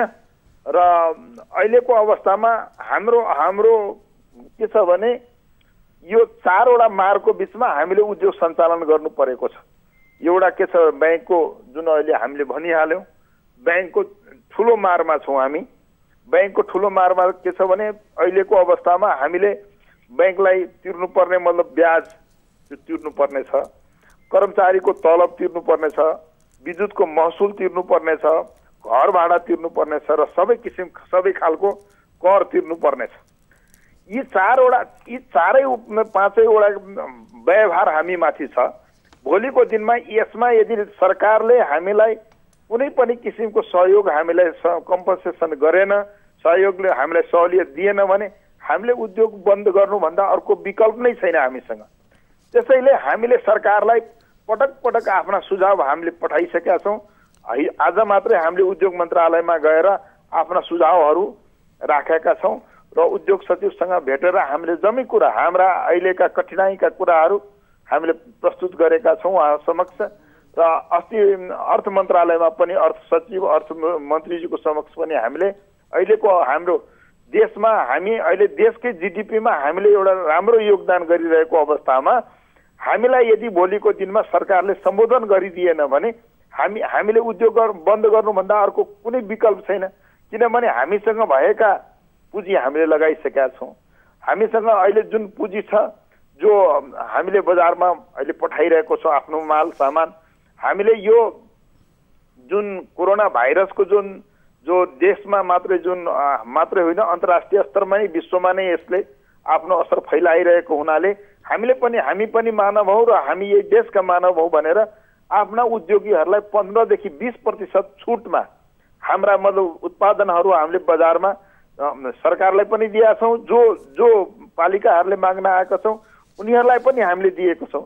किनभने यो संक्रमण कालमा सबैजना एउटै बुसमा काँधमा काँध मिलाएर हिँड्नुपर्छ भन्ने हाम्रो भावना छ र हामीले यो जुन ब्याङ्कको ब्याज अब यहाँले भन्नुभएका दुईटा कुरा छन्। ब्याङ्कको पनि हामी मारमा छौँ र सरकारले पनि खासै प्याकेज ल्याउन सकेन भन्नुभएको छ। म तपाईँको दुईटा कुरालाई म उहाँहरू समक्ष राख्छु र अहिले हामीसँग उद्योग मन्त्री पनि जोडिनु भएको छ मधुलाल दुगड, त्यसैगरी ब्याङ्कर सङ्घका अध्यक्ष भुवन दाहाल पनि हुनुहुन्छ, उद्योग वाणिज्य महासङ्घका प्रदेश नम्बर 3 का अध्यक्ष दिनेश श्रेष्ठ पनि हुनुहुन्छ। तपाईँहरूको छलफलबाट हामी उद्योगको मर्म के छ, श्रमिकहरूले के कस्तो अवस्था भोगिरहेका छन्, अब उद्योग चल्छ कि चल्दैन भन्ने विषयमा हामी कुराकानी गरिरहेका छौँ। सरकारले खासै राहतको प्याकेज अथवा चाहिँ यो उद्योग धन्दाको लागि अर्थतन्त्रको लागि विशेष कार्यक्रम ल्याउन सकेन भन्ने तपाईँहरूको गुनासो छ र तपाईँहरूको गुनासो दुईटा देखियो, एउटा ब्याङ्क वित्तीय संस्थामाथि पनि देखियो यहीँ आएको र अरू कुरा सरकारसँग पनि देखेको हुनाले म ब्याङ्कर सङ्घका अध्यक्ष भुवन दाहालज्यूलाई जोड्न चाहन्छु। भुवनजी, जस्तो दुवै उद्योगीहरूले ब्याङ्कर्सप्रति अलिक गुनासो गरेको देखियो, अब यस्तो बेला यहाँले राष्ट्र ब्याङ्कसँग समन्वय गरेर अर्थ मन्त्रालय समन्वय गरेर यहाँहरूसँग यहाँ चाहिँ ठुला चाहिँ भनौँ न वाणिज्य ब्याङ्कको यहाँ अध्यक्ष पनि हुनुहुन्छ होइन, 27वटा वाणिज्य ब्याङ्कहरू छन्। तपाईँहरूले के अब राष्ट्र ब्याङ्कसँग अर्थ मन्त्रालयसँग अथवा निजी क्षेत्रका चाहिँ सङ्घ संस्थाहरू समन्वय गरेर अगाडि बढ्ने योजना छ ब्याङ्किङ क्षेत्रको के छ? अनि नवराजी, जहिले पनि हामी वाणिज्य ब्याङ्कहरू चाहिँ व्यवसायी साथीहरूसँग मिलेरै हामी काम गर्ने हो। नङ र मासुको सम्बन्ध छ। उहाँहरूले लोन तिर्नुभयो भने हाम्रो इन्कम हुने हो, उहाँहरूले एलसी खोल्न आउनुभयो भने हाम्रो इन्कम हुने हो, उहाँहरूले ग्यारेन्टीको रिक्वेस्ट गर्नुभयो भने हाम्रो इन्कम हुने हो होइन। उनीहरूले उहाँहरू र हाम्रो त एकदमै अन्तर सम्बन्ध एकदमै छँदैछ। नङ र मासुको जस्तो सम्बन्ध हुनु जरुरी छ। तर जहिले पनि मान्छेलाई के एक्सपेक्टेसन हुन्छ त ब्याङ्कले ब्याज घटाइदियो, त्यो ब्याङ्कको पनि त आफ्नो डिपोजिटको रेट छ होइन। हामीले डिपोजिटरलाई पनि त ब्याज तिर्नुपर्छ नि त। डिपोजिटरलाई तिर्ने ब्याज प्लस हाम्रो केही खर्चहरू हुन्छ त्यसमा अलिकति एड गरेर हामीले कमाउने हो। मैले अघि पनि भने हाम्रो टोटल इन्कम भनेको जम्मा 15 रुपियाँ हो नर्मल सिचुएसनमा। अब यो पेन्डेमिक भइसकेपछिको सिचुएसनमा हामीले नाफाको कुरै गरेका छैनौँ। हामी लेट्स बी एब्सोल्युटली क्लियर, हामी सर्भाइभलको कुरा गरेका छौँ। अरू साथीहरूलाई पनि सर्भाइभल गराउनु पर्ने कुरा छ। तर हामी के पनि नसोचौँ भने धेरै अब म साह्रै सानाको केसमा हामीले कन्सेसनल रेटमा हेर्नै पर्छ। हाम्रो एनबिएले एउटा डिसिजन पनि के गरेको छ भने साह्रै साना संस्थाहरू एसएमईहरू एमएसएमईहरू जो चाहिँ अराउन्ड 25% लस भएका छन् भने त्यसलाई हामी बेस रेटमै 1 वर्षसम्मलाई हामी कर्जा प्रवाह गर्न चाहन्छौँ भनेर हामीले भनेकै छौँ है। त्यो भनेको हामीले कस्ट कुनै नाफा गर्न खोजिरहेका छैनौँ, ब्रेक इभन पोइन्टमा हामी चाहिँ लगानी गर्न खोजिराखेको छौँ हामी। त्यसमा लेट्स बी एब्सोल्युटली क्लियर। र अर्को चिज चाहिँ अरू बिजनेस हाउसेसहरूलाई पनि अब यो पेन्डेमिकको यो लकडाउन खुलिसकेपछि पनि इकोनोमिक एक्टिभिटिजहरू कम हुन सक्छन् भन्ने हिसाबले अब ब्याज दर घटाउनुपर्छ भनेर हामीले त्यो डिसिजनै गरिसक्यौँ। जेठ 1 गतेदेखि कर्जाको ब्याज दर घट्ने हिसाबको बेस रेट घटेर हामीले चाहिँ ब्याज दर चाहिँ घटाउने भनेर हामीले त्योतर्फ हामीले कदम चालिसकेका छौँ। अझ यसले पनि नपुग्न सक्छ भनेर हामी राष्ट्र ब्याङ्कसँग के संवादमा छौँ भने रिफाइनेन्सको अमाउन्ट पनि बढाउने, हार्डेस्ट हिट सेक्टर जो चाहिँ अब नखुल्न सक्छ, लकडाउन त सकियो तर उहाँहरूको बिजनेस नखुल्न सक्ने सेक्टरहरूलाई त धेरै मर्का पर्न सक्छ, उहाँहरूलाई चाहिँ रिफाइनेन्स प्रोभाइड गर्नुपर्छ। हामीले पनि बेस रेट अथवा बेस रेटमा 1% भन्दा बढी नगरेर चाहिँ हामीले कर्जा प्रवाह गर्नुपर्ने हुन्छ भनेर हामी लागिरहेका छौँ। अब यस्तो हुन्छ हामी अब टेलिभिजनमा अध्यक्ष एउटा कुरा चाहिँ उद्योगीहरूको यहाँमाथि गुनासो किन आइरहेको छ? बारम्बार गुनासो पनि छ, आरोप पनि छ, के कारण हो? हेर्नुहोस् हामी के क्लियर हौँ भने घर बेटी र घरमा भाडा बालको बिचमा जहिले पनि एउटा एक्सपेक्टेसन फरक हुन्छ, यो स्वाभाविक हो। हामी दुई पक्ष बस्छौँ। अब हेर्नु न एक्सपेक्टेसन त फरक हुन्छ नि त होइन। घर बेटीले आफ्नै किसिमको गुनासो होला, घर भाडावालाहरूको आफ्नै किसिमको गुनासो होला। हामी सँगै बसेपछि ती डिफ्रेन्सेसहरू चाहिँ क्लोज हुन्छन्। अब अहिले टेलिभिजनमा भन्दा पनि हामी इन पर्सन भेटेर पनि हामी गफ गर्न सक्छौँ। राष्ट्र बैङ्क पनि हाम्रो रेगुलेटरी निकाय छँदैछ, मन्त्रीज्यू उद्योग मन्त्रीज्यूहरू हुनुहुन्छ, उहाँहरूले चाहिँ अब हामीलाई पनि बचाउने साथसाथै अरू उद्योगी व्यवसायलाई पनि बचाउने हिसाबले लाग्नै पर्ने हुन्छ। हामी एक अर्काको कम्पिटिटर होइनौँ, एक अर्काको परिपूरक हौँ। त्यो हुनाले हामीले मिलेर काम गर्नुपर्ने हुन्छ। हामी सबैजना चाहिँ एक अर्कासँग। अध्यक्षजी एउटा कुरा मैले सोध्न चाहेँ, सरकारले उद्योग व्यापारमा 2% ब्याज कम लिऊ भन्दाखेरि ब्याङ्किङ क्षेत्रले यो त क्रान्तिकारी कदम हो, हामी सक्दैनौँ भन्नुभयो हो यहाँहरूले? म यहाँलाई एकदमै एब्सोल्युट क्लियर के गराउँ भनेदेखि हामीलाई 2 रुपियाँ यसरी 2% घटाइदिनुहोस् भनेर भनेपछि त्यो डिसिजन भनेको अहिलेसम्मको चाहिँ राष्ट्र बैङ्कले अडप्ट गरेको पोलिसीको डिपार्चर हो। राष्ट्र बैङ्कले अहिलेसम्म यसरी घटाऊ भनेर अहिलेसम्म इन्स्ट्रक्सन दिएको लास्ट 30 इयर्समा थिएन। हाम्रो के हुन्छ, ब्याङ्कको आफ्नै खाले कस्ट हुन्छ, ब्याङ्कको आफ्नै खाले एक्सपेन्डिचर हुन्छ र हामीले व्यापारी साथीहरूसँग व्यवसायी साथीहरूसँग नेगोसिएसन गरेर अग्रिमेन्ट गरेका हुन्छौँ। अब अहिले चाहिँ यो 2%को कुरा कसरी आइरहेको छ भने राहतको रूपमा दिनेशले राहत भन्ने शब्द प्रयोग नगर्नु भन्नु, तर राष्ट्र बैङ्कले प्रयोग गरेको चाहिँ के हो भने 2%को रेट चाहिँ यो सेक्टरहरू अफेक्टेड छन्, राहत दिनुपर्छ है भनेर उहाँहरूले प्रयोग गर्नुभयो। अब त्यसैमा हाम्रो विमति छ, राहत होइन यो, हेर्नुहोस् है। अब म केही कुरा राख्नु न, उहाँले बोलिसक्यो। थोरै राख्नुहोस्, अब हामी थोरै समय छ, राख्नु होला। तर अहिले राष्ट्र बैङ्कले चाहिँ के सोचेको छ, यी सेक्टर राम्रा छन्, यी सेक्टरहरूले राम्रो गरेका छैनन्, तिनीलाई राहत दिनुपर्छ। हामीले राष्ट्र बैङ्कसँग खालि गरेको गुनासो के हो दिनेश सर, म फेरि यहाँलाई पनि अनुरोध गरेँ, मसँग केही व्यवसायी साथीहरू हुनुहुन्छ हाम्रोभन्दा बढी रिटर्न हुने, यहाँसँग एक दिन म यहाँलाई फाइनेन्सियल स्टेटमेन्टै देखाएर गफ गरौँला। अब मैले बरोरको डिटेल्स यहाँलाई दिन मिल्दैन, एउटा अर्को यहाँहरू ब्यालेन्स सिटको बारेमा कुरा नगरिदिनु होला, फेरि गोप्यता पनि भङ्ग होला। खालि हामीले राष्ट्र बैङ्कलाई अनुरोध गरेको के हो भने म क्लियर गर्न चाहन्छु, जस्तै भुइँचालो आयो, भुइँचालो आएपछि सबैका हाम्रा घरहरू हल्लिए, हामी 4-5 दिन चाहिँ बाहिर गएर बस्यौँ, सबै हामी आतङ्की भयो, सबै त्रसित भयौँ। त्यसै गरी अहिले जुन कोभिड-19 जुन पेन्डेमिक छ यसले हामी सबैलाई असर गरेको छ, त्यसमा हामी दुई विधा नहौँ है, दुई मात्रै छैन। तर के भन्न चाहिरहेको छौँ भने 8 महिना 10 दिनसम्म हामीले 10 करोड नाफा गरेको थियौँ, अब हाम्रो नाफा 2 करोड घट्ने भयो भने हाम्रो नाफा त 8 करोड हुने हो। त्यसैले त्यस्तो संस्थालाई चाहिँ हामीले यसरी रिबेट दिइराख्नुपर्ने जरुरी हुन्न।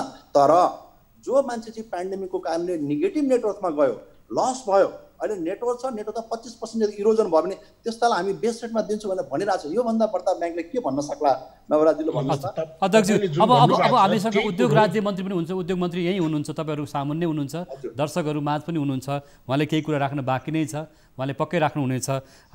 थोरै कुरा दिनेशजी, थोरै कुरा मन्त्रीजीले राख्नु भने सजिलो होला कि दिनेशजी तपाईँ आफ्नो कुरा राख्नु। हुन्छ, राख्नु। अहिले जुन भुवनजीले भन्नुभएको छ नि, यो 30 वर्षमा राष्ट्र बैङ्कले तपाईँलाई भनेको छैन, यो 100 वर्षमा पनि यस्तो अवस्था कहिले पनि संसारमा आएको छैन। यसलाई भूकम्प बाढी पीडित जस्तो चाहिँ नि यो दैवी प्रकोपको रूपमा नलिदिनुहोस् कृपया। यो भनेको हेर्नुहोस्, जिन्दगीमा होइन शताब्दीमा एकचोटि आएको हो। यो त तपाईँहरूलाई अवसर हो उद्योगिक व्यवसायहरूलाई सेवा गर्ने, यसलाई सेवाको रूपमा लिनुहोस्, यसलाई मिनाको रूपमा लिदिनुहोस्। तपाईँले पनि 8 महिना सेवा गर्नु कमाउनु भएको छ, 8 महिनामा 6 महिनामा तपाईँको अहिलेको आम्दानी भनेको 32 अरब कमाइसकेका छ। त्यसबाट तपाईँले 2% यो अहिले राष्ट्र बैङ्कले जुन कायती हिसाबले औषधि पानी यो खाद्यान्न उत्पादकहरूलाई नदिने भनेको छ, हामी फ्ल्याटमा चाहन्छौँ भनेका छौँ। किनभने सबैको व्यवसाय त्यसरी चलेको छैन। यो त औद्योगिक व्यवसाय औषधिहरूले खाद्यान्नहरूले त जिउलाई रिस्कमा राखेर काम गरिदिएको छ। उनीहरूलाई त त्यो पारितोषिकको रूपमा उनीहरूलाई त त्यो चाहिँ एउटा कन्सिडर गरेर सम्मान गर्नुपर्छ उहाँहरूलाई त। भनेपछि यो 2% तपाईँले अहिले के छ, डिपोजिटमा पैसा ब्याज घटाइसक्नु भएको छ। अब तपाईँले संस्थागत डिपोजिट तपाईँहरूको अहिले जुन 35-36 खरबको जुन डिपोजिट छ त्यसमा 16-17 खरब त संस्थागत डिपोजिट छ। उनीहरूलाई तपाईँले आजको भोलि नै घटाउन सक्नुहुन्छ।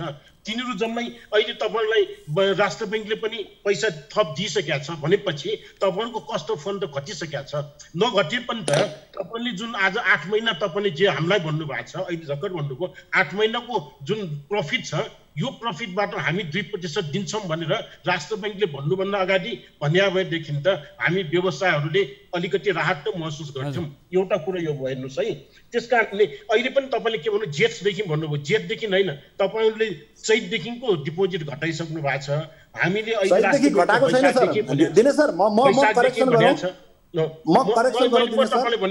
वैशाखदेखि राष्ट्र बैङ्कले 2% घटाउने भनेको छ। हामी के भन्छौँ भने हाम्रो स्पष्ट कुरो छ, देशभरका उद्योगिक व्यवसायहरूको म 3-4वटा कुरा भनौँला अनि म सिधै दिन्छु। देशभरको व्यवसायहरूको तपाईँको बैङ्कको ब्याज लकडाउन अवधि जति लम्बिन्छ, अहिले 45 दिन लम्बिया छ, त्यो हामी ब्याज दिन सक्दैनौँ। त्यसमा कन्सिडर गर्नुपर्छ। बैङ्क बसौँ, राष्ट्र बैङ्क बसौँ, हाम्रो पिरा राखौँ अनि चाहिँ तपाईँको सरकार पनि बसौँ। नम्बर 1 हेर्नुहोस् है। दोस्रोमा कर्मचारीहरूको लागि हामी 33% हामी देऊँला, 33% कहीँबाट राज्यले देओस्, 33% चाहिँ तपाईँको कर्मचारीहरूले सहोस्। र हामी पनि अहिले के मान्य मन्त्रीजीलाई भन्न चाहन्छु भने यस्तो दिनेशजी अब हामी एकैछिन तपाईँसँग आउँछौँ, एकैछिन पछि है, एकैछिन हामीसँग उद्योग राज्य मन्त्रीज्यू पनि हुनुहुन्छ। एकैछिन तपाईँहरूको ब्याङ्कर्स र उद्यमीको गुनासो केही कमिसन केही पर्सेन्टेज छुटाएर तपाईँको एउटा फोन बनाइदियोस् ताकि कुनै पनि व्यवसायलाई यस्तो पर्दाखेरि हामीले पनि केही पाउँछौँ, सडकमा जानु पर्दैन भनेर एउटा कोष बनोस् भनेर पनि म दिनेशजी एकैछिन अनुरोध गर्न चाहन्छु। महासङ्घको गुनासो हामीले सुन्यौँ, ब्याङ्कर्स र महासङ्घ बिचको गुनासो आरोप प्रत्यारोप लामो समय भइसकेको छ। प्रधानमन्त्रीको तहमा नि गत वर्ष छलफलै भएको हो बालुवाटारमा, तर यो छलफलले निकास दिन सकेन छ। एउटा कुरा महासङ्घका अध्यक्ष एकैछिन है, यो वास्तवमा गत वर्ष पनि उद्योगी व्यवसायी र ब्याङ्कर्स बिचको आरोप प्रत्यारोप चलेकै हो र प्रधानमन्त्रीको तहमा अर्थमन्त्रीको तहमा छलफल हुँदा यसले निकास खासै पाउन सकेन। यसमा राष्ट्र ब्याङ्कले कसरी हेरिरहेको छ यो विषयमा हामी आगामी कार्यक्रम छलफल गर्नेछौँ। तर अहिले भने हामीसँग सरकारका प्रतिनिधि उद्योग मन्त्री नै यहीँ हुनुहुन्छ, हामीसँग उद्योग राज्य मन्त्री हुन्छ। मन्त्रीज्यू फेरि पनि यहाँलाई स्वागत छ। हजुर धन्यवाद। अब उद्योगी व्यवसायीहरूले राहतको माग गरेको अवस्था देखियो, ब्याङ्कबाट नि अलिकति सहुलियत कर्जा हुनु पर्यो, चाहिँ कर्जाको दर घट्नु पर्यो भन्ने कुरा एउटा आयो। ब्याङ्कर्स र उद्योगी बिचको आरोप प्रत्यारोप पनि सुनिहाल्नुभयो। अब यति बेला उद्योग मन्त्रालयले के सोचिरहेको छ त? यति धेरै उद्योग धन्दालाई जोगाउनु पनि छ, 4 लाखभन्दा बढी उद्योग धन्दाहरू छन्, झन्डै 40-50 लाख चाहिँ मजदुर श्रमिकको रोजगारी गुम्ने खतरा छ भनेपछि अब के गर्ने मन्त्रीज्यू? म एउटा कुरा बहुत स्पष्ट गरिदिन चाहन्छु। यो झन्डै यो पेन्डेमिकलाई 1.5-2 महिना हुन लागेको छ। अझ यो कति लामो जान्छ त्यो अहिले चाहिँ हामी कोही पनि विश्वमै कोही पनि यो भविष्यवाणी गर्न सक्दैन। यो अझ 15 दिन 1 महिना जाने हो कि अझ 3 महिना जाने हो कि कति दिन जाने हो त्यो भन्न सकिन्छ। हामी अब एकदमै लङ टर्म पोलिसी, हामी धेरै ठुलो सोच हामीले राख्नुपर्ने हुन्छ। एक अर्कामाथि आरोप प्रत्यारोप होइन, अहिलेको जुन यो कुराहरू भएको छ हामी सबैको बिचमा, यसलाई मैले एउटा हेल्दी डिस्कसनको रूपमा लिएको छु। यो हुनु पनि पर्छ र एक अर्काको कमी कमजोरीहरू पनि एक अर्कालाई हामी भनेर यसलाई दोषारोपणको रूपमा लिनु हुँदैन। यसले कसैले पनि यसलाई आक्षेप लगाएको हो भनेर मान्नु पनि हुँदैन, किनभने अब हामी सबैको साझा एउटा कर्तव्य छ, देशलाई बचाउनु छ। हेर्नु साफ कुरो छ एकदम। यसमा जो बढी राम्रो अवस्थामा छ र जो एकदमै भनौँ नि एकदम समाप्तिको कगारमा हुन्छ अहिले हामी जुन भयावह स्थिति देखिरहेको छौँ, यसमा धेरै उद्योग व्यवसायीहरू अहिले जिरोको अवस्थामा आउने स्थिति आइसकेको छ। यहाँ मैले अघि पनि भने अब हामीले सोचमा परिवर्तन गर्नुपर्छ। हामी जुन यो परम्परागत तरिकाले जुन हामी काम गरिराखेका छौँ, एउटा उद्योगमा लागिसकेपछि सबै त्यो उद्योगमा लागेर यो मार्केटमा यत्रो ठुलो कम्पिटिसन हुन्छ कि उनीहरू चाहिँ अब डुब्ने अवस्थामा आउँछ। उनीहरू आफ्नो कोस्टभन्दा कम मूल्यमा यस्ता धेरै उदाहरणहरू छन्। धेरै निर्माण सामग्रीदेखि लिएर विगतमा पनि धेरै उद्योगहरू यहाँ चलेर बन्द पनि भइसकेका छन् एउटै लमा लागेर। त्यस्तो अब हामी त्यस्तो जाने होइन। नेपाल भनेको 3 करोड आबादी भएको या 3 करोड मार्केट के भन्छ हाम्रो कन्ज्युमर भएको मात्रै देश हामी सोच्नु हुँदैन। हाम्रो छेउमा 2टा ठुला छिमेकीहरू, हामी अर्बौंको हाम्रो कस्टमर हामीसँग छ, मार्केट छ हामीसँग, अर्बौं जनसङ्ख्या भएको मार्केट हाम्रो साथमा छ। हाम्रो एकदम सहज त्यहाँ पहुँच छ त्यो मार्केटहरूमा। अब हामीले त्यो सोच्नुपर्छ, हामी नयाँ सोचको साथ अगाडि लाग्नुपर्छ। अब राहतको कुरा जुन आउँदैछ, हाम्रो निजी क्षेत्रलाई राहत दिने, अब निजी क्षेत्र मात्रै होइन। मन्त्रीज्यू एउटा कुरा सोधिहाल्न मन लाग्यो मन्त्रीज्यू, जस्तो यहाँले भन्नुभयो अब उद्योग धन्दाको अवस्था निकै दयनीय बन्न सक्छ हैन, र विदेशमा बसेका नेपाली युवा रोजगारी गुमाएर फर्किने अवस्था छ भनेर अहिले बाहिर जुन चाहिँ चर्चा पनि चलिरहेको छ। 15-20 लाख चाहिँ बाहिर रहेका श्रमिकहरू फर्कने अवस्था छ। यहाँ भएका 50 लाख श्रमिकको रोजगारी गुम्ने अवस्था छ। उद्योग धन्दा बन्द हुने अवस्था छ। ब्याङ्कको ब्याज दर चर्को छ, तिर्न सकिएन भन्ने गुनासो यहाँकै अगाडि उद्योग व्यवसायले गरिरहेको अवस्था छ। सरकारले त खासै भन्दाखेरि उद्योग व्यापारको क्षेत्रलाई अर्थतन्त्रको लागि चाहिँ खासै राहतको प्याकेज अथवा अर्थतन्त्रलाई एउटा दिशा दिने खालको, अर्थतन्त्रलाई अगाडि बढाउने खालको कोही त प्याकेज, कोही त कार्यक्रम, त्यही प्याकेजमा त काम भइरहेछ। मैले अघि पनि भने नि, अब जस्तो हामी विभिन्न किसिमका सेक्टर छ हाम्रो अगाडि, खालि उद्योग धन्दा मात्रै होइन। हामीसँग कृषि छ, पर्यटन छ, जलविद्युत छ, हामीसँग अन्य सेक्टरहरू पनि छ। हामी सबै सेक्टरलाई ब्यालेन्स गरेर सबैलाई हामी एउटा विशेष किसिमको, जसलाई जति आवश्यकता छ त्यति राहत दिने किसिमको प्याकेज आइराखेको छ। त्यो प्याकेज हाम्रो गृह कार्य भइराखेको छ र धेरै राहत प्याकेजहरू आइसकेका पनि छ, एकदमै नआएको पनि होइन। अब हामीसँग एकदमै थोरै समय छ। आजको यो छलफलमा तपाईँले देखाउनु भएको जुन चासो छ, चिन्ता छ, यो विषयमा म एकदम अब हामी निष्कर्षमा जाउँ। उमेश प्रसाद सिंहसँग जोड्न चाहन्छु म। उमेशजी, हजुर हजुर। अब अन्तिममा निष्कर्ष के त? अब एक आपसमा आरोप प्रत्यारोप गरिरहने हो कि ब्याङ्किङ अथवा ब्याङ्कर्स अथवा उद्योगी व्यवसाय अथवा सरकारले योजना ल्याएन, सरकारले काम गरेन भन्ने हो कि अथवा श्रमिकहरूको रोजगारी गुमिरहेको अवस्था छ, उद्योग धन्दा बन्द भएको अवस्था छ भने के त? निष्कर्ष के त? हामीले ब्याङ्कर्सलाई भन्ने भन्दा पनि हामीले सरकारलाई नै भन्ने हो। हामीले सरकारको मातहतमा आफ्ना उद्योग सञ्चालन गरेका छौँ।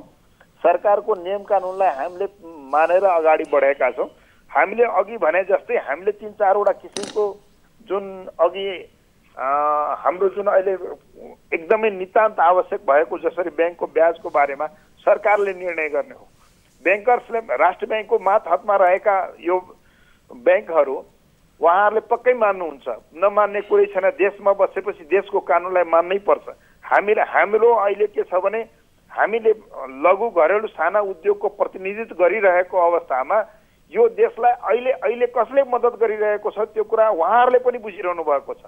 ब्याङ्कर्स होस् या सरकार या प्राइभेट सेक्टरका कसलाई कति हामीले कति अहिलेको अवस्थामा जनतालाई कसरी भोको नमरोस्, भोलि भोको भयो भने मर्न सक्ने सम्भावना हुन्छ भन्ने जो हामीले यदि आफ्नो उद्योग सञ्चालन गरेनौँ भने, हामीले अहिले यी भोका पीडितहरूलाई हामीले मद्दत गरेनौँ भने यिनीहरूको अवस्था के होला?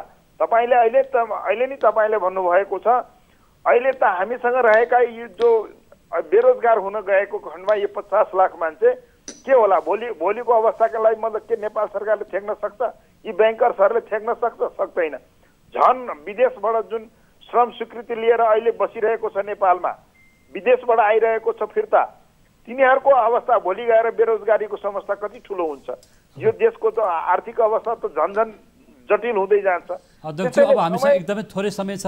यहाँको चिन्ता र चासो म ब्याङ्करसँगै जोड्न चाहन्छु र अलिकता यसको बारेमा तपाईँले जानकारी गराउँ।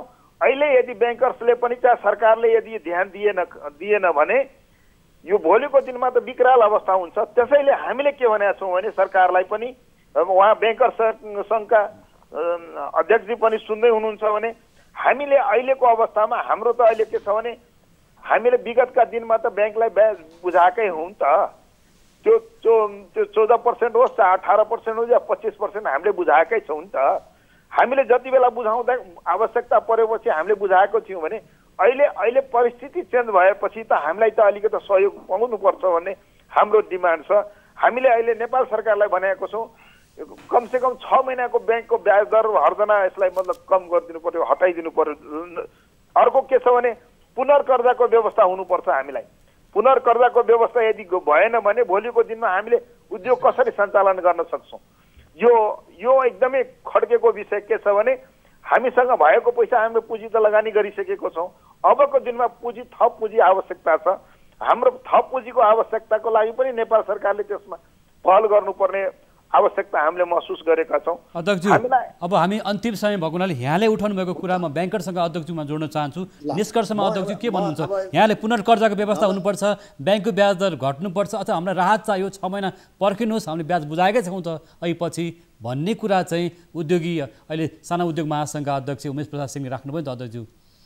म उहाँको भनाइप्रति म सम्मान व्यक्त गर्न चाहन्छु र यहाँलाई मैले सानो चिज मैले निवेदन गर्न चाहेँ। हामीले नेपाल राष्ट्र ब्याङ्कलाई हिजो मात्र चिठी लेखेर एउटा के पनि पठाएको छौँ, अस्ति मात्र चिठी लेखेर भने यदि कुनै पनि व्यवसायीहरू यो पेन्डेमिकको कारणले गर्दाखेरि 25% जति चाहिँ उहाँहरूको नेटवर्क चाहिँ इरोजन भएको छ भने त्यस्ता व्यवसायी साथीहरूलाई हाम्रो जुन बेस रेट छ, बेस रेटमै हामी कर्जा प्रवाह गर्छौँ भने बेस रेटमा कर्जा प्रवाह गर्दा पनि लोनलेस प्रोभिजन चाहिँ ठ्याक्क भएको हुँदैन, त्यो हामीलाई लसै हुन्छ, त्यही पनि प्रोभाइड गर्छु भनिरहेको छौँ। 1 करोडसम्म कर्जा हुने व्यक्तिहरूलाई उहाँको सायद 1 करोडसम्मकै पर्नुहुन्छ होला धेरै व्यवसायहरू। 1 करोडभन्दा बढी कर्जा लिने साथीहरूको केसमा बेस रेट प्लस 1% मात्रै लिन्छु भन्दैछु। त्यो भनेको लोनलेस प्रोभिजनलाई कभर गर्न खोजेको भनेपछि ब्याङ्करले योभन्दा बढ्दा के भन्न सकेला नवराजी? त्यही पनि हामीलाई यो आरोप आउँदाखेरि चाहिँ साह्रै पीडा लाग्छ। हामी के भनिरहेछौँ? जसले पेन्डेमिकले गर्दा लस भएको छ 25% जति उहाँहरूको नेटवर्कमा इम्प्याक्ट गरेको त्यस्तोलाई हामी बेस रेटमा कर्जा प्रवाह गर्छौँ भने त्यो भनेको हाम्रो चाहिँ अलिकति लसै हुन्छ। अनि जसको चाहिँ 1 करोडभन्दा बढीको कर्जा छ र 25% को लस भएको छ त्यस्तो बिजनेस हाउसेसहरूलाई चाहिँ बेस रेट प्लस 1% मा कर्जा प्रवाह गर्छौँ भनेर हामी लेखेरै पठाइसकेका छौँ भने योभन्दा बढ्ता खुला हृदय ब्याङ्कले के गर्न सक्ला? यो बेला भनेको आफू पनि बाँचौँ र अरूलाई पनि बचाउँ भन्ने त्यही नै हामी गरिरहेछौँ। ब्याङ्किङ क्षेत्रको जुन प्रतिबद्धता आएको छ यो व्यवहारमा लागू होला भन्ने आशा गरौँ। अब हामीसँग दिनेश श्रेष्ठ थोरै मात्रै होइन, धेरै बैङ्कले अब भुवन सरले भन्नुभयो धेरै बैङ्कले बेस रेटमा लोन दिइरहेको छ। म तपाईँलाई क्लोज गरौँ, क्लियर गरिदिउँ। मैले त्यसैले भनेको बैङ्कले नवीकरण शुल्क भनेर पैसा लिइदिनु भएन। जुन व्यवसायहरूको जुन लोन चाहिँ नि राम्रै हालतमा चलिरहेछ, जब मैले पैसा तिरिरहेछ टाइममा नियमित छ भने फेरि नवीकरण शुल्क 3% 4% के कारणमा लिने? त्यस कारणले हाम्रो रिजर्भेसन थुप्रै छ। हामी बसेर सल्लाह गरौँला भुवन सर है।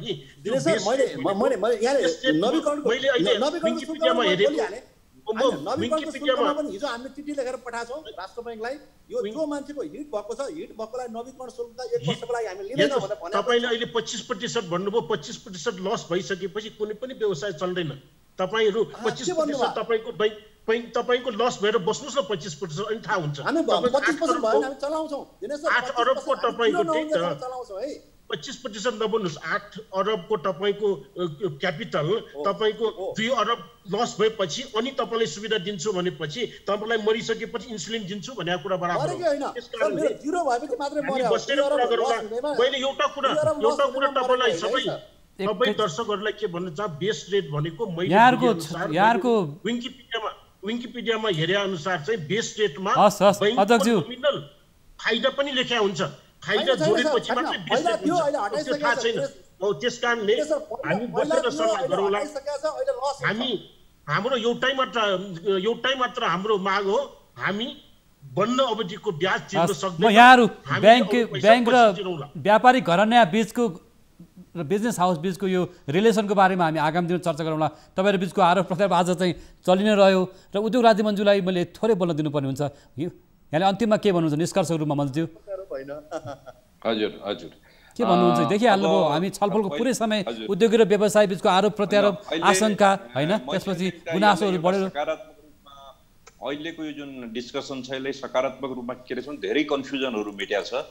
जस्तो हाम्रो भुवन सरले पनि अहिले धेरै कुराहरू भनिदिनु भयो कि हामी एटपारमा पनि काम गर्न तयार छौँ, फाटकमा त जान चाहँदैन, तर एटपारमा काम गर्न तयार छौँ। उहाँले आफ्नो यो वर्ड पुरा गर्न सक्नुभयो भने धेरै राहत आफै पाउँछ। अब मन्त्रीज्यूले यो वास्तवमा उद्योगी र व्यवसाय र ब्याङ्क बीचको यति ठुलो आरोप प्रत्यारोप आज हामी प्रत्यक्ष रूपमा पनि देखिसक्यौँ। अध्यक्ष तहमै जुन आरोप प्रत्यारोप चलिरहेको छ भने यो असन्तुष्टि चाहिँ यहाँ हामी देखिन्छ हैन। यसको लागि सरकारले स्पष्ट नीति नियम बनाएर वास्तवमा अर्थतन्त्रलाई चलायमान बनाउनलाई स्पष्ट नीति, उदार नीति ल्याउन चाहिँ आवश्यक छ भन्ने कुरा देखियो। मन्त्रीज्यू यहाँले समय दिनुभयो, यो समयको लागि हामी धेरै धेरै आभार व्यक्त गर्छौँ। अन्तमा म दुई कुरा मात्रै भन्न चाहन्छु। अन्तमा दुई कुरा के भन्न चाहन्छु भने सरकारले अहिले राहत प्याकेजहरू ल्याउने क्रममै छ। शॉर्ट टर्म र मिड टर्म र लङ टर्म गरेर सरकारले 3 क्याटेगोरीमा राहत प्याकेज ल्याउँदैछ। शॉर्ट टर्ममा त हामीले राहत दिन सुरु गरिसक्यौँ। हामी बैंकर सेक्टरबाट ब्याजहरूको पनि हामी छुट गराउने र ब्याजहरूको समय बढाउने, अवधि बढाउने काम गरिसक्यौँ। बिजुलीको बिल तिर्ने अवधि बढाइसक्यौँ। यो घर भाडाहरूको पनि हामीले काम गरिसकेका छौँ। यो बाहेक अब कच्चा मालहरूमा जुन ड्यामेजहरू, जुन यो बोर्डर एरियामा र कलकत्ता पोर्टमा जुन कच्चा मालमा ल्याउने ड्यामेजहरू लाग्थ्यो, त्यो ड्यामेजहरू हटाउने काम सरकारले गरिसकेका छ। अरू पनि विभिन्न किसिमका चाहिँ महत्त्वपूर्ण जुन निर्णय छ सरकारले गरेर अहिले चालु अवस्थामा रहेका उद्योगहरूलाई हामीले विभिन्न किसिमका प्याकेजहरू एउटा शॉर्ट टर्मको हैसियतमा हामीले दिइसकेका छौँ। अब लङ टर्मको त काम चालु नै छ। अहिले इमिडिएट हुनुपर्ने चाहिँ ब्याङ्कको तर्फबाट जुन ब्याज घटाउने काम छ, ब्याङ्कले रिफाइनेन्सिङको व्यवस्था बढाउनु पर्ने जुन एउटा राष्ट्र ब्याङ्कले एउटा निर्देशन दिइसकेका छ, राष्ट्र ब्याङ्कले एउटा बढी सहुलियत दिन्छ यो पुनर्कर्जामा पनि। त्यस्तै किसिमको तपाईँको यो ब्याङ्कको ब्याज तिर्ने समय पनि बढाइएको छ। सरकारले पनि त ट्याक्सको समय अहिले तुरन्तै ट्याक्स तिर्नुपर्छ भनेको छैन। भ्याट हो, एक्साइज हो, अन्य जुन आयकर हो, जुन त्यस्ता किसिमका जुन करहरू छन् त्यो करको दायरा, करको समयावधि पनि सरकारले बढाएर एउटा राहत दिइसकेका छ। योलाई पनि राहतको प्याकेजमै लिनुपर्छ। यो शॉर्ट टर्म राहत हो। सरकारले दिएको नदिएको भन्न मिल्दैन। सरकारले तपाईँ तुरन्तै आएर ट्याक्स बुझाउनुहोस्, तपाईँसँग पैसा होस् या नहोस् तपाईँले ट्याक्स बुझाउनै पर्छ, तपाईँ कामधन्दा बन्द गरेर ट्याक्स बुझाउनुहोस् भनेर सरकारले भनेको छैन। सरकार तपाईँहरू आफ्नो बिजनेस, व्यापार, उद्योगलाई यथावत राख्दै तपाईँले कति दिनसम्म तिर्न सक्नुहुन्छ त्यो सरकारले क्यालकुलेसन गरेर अहिलेसम्म तिर्नुपर्ने बाध्यता सरकारले दिएको छैन। बिजुलीको बिलको पनि दिएको छैन। त्यस्तै किसिमले सरकारले यो राहतको प्याकेज टर्म बाई टर्म ल्याउँदै गर्छ। यहाँको विचार र प्रतिबद्धताका लागि सरकारले वास्तवमै व्यवहारमा देखिने गरी नीति नियमहरू ल्याओस्, राहतको प्याकेज ठोस राहतको प्याकेज ल्याउन सकोस् र लकडाउनको समयमा जुन खालको क्षति भएको छ अर्थतन्त्रमा, उद्योग व्यापारमा, त्यसरी ठुलो सङ्ख्यामा लाखौँको सङ्ख्यामा श्रमिकहरूले रोजगारी गुमाउने अवस्था छ। विदेशमा खाडी मुलुक मलेसिया, त्यसैगरी देशभित्र रहेका श्रमिकहरू अहिले चाहिँ रोजगार विमुख भएको अवस्था छ। यसतर्फ सरकारले तत्काल राहतको प्याकेज ल्याउन सकोस् भन्ने हाम्रो पनि कामना छ र यो विषयमा खबरदारी रहिरहनेछ। र आजको यो विशेष छलफलमा, विशेष प्रस्तुति लकटकमा हामीसँग हुनुहुन्थ्यो उद्योग वाणिज्य तथा आपूर्ति राज्यमन्त्री मोतीलाल दुगड, त्यसरी नेपाल बैंकर्स सङ्घका अध्यक्ष भुवन दाहाल र नेपाल उद्योग वाणिज्य महासङ्घ प्रदेश नम्बर 3 का अध्यक्ष दिनेश श्रेष्ठ र नेपाल घरेलु तथा साना उद्योग महासङ्घका कार्यवाहक अध्यक्ष Umesh Prasad Singh.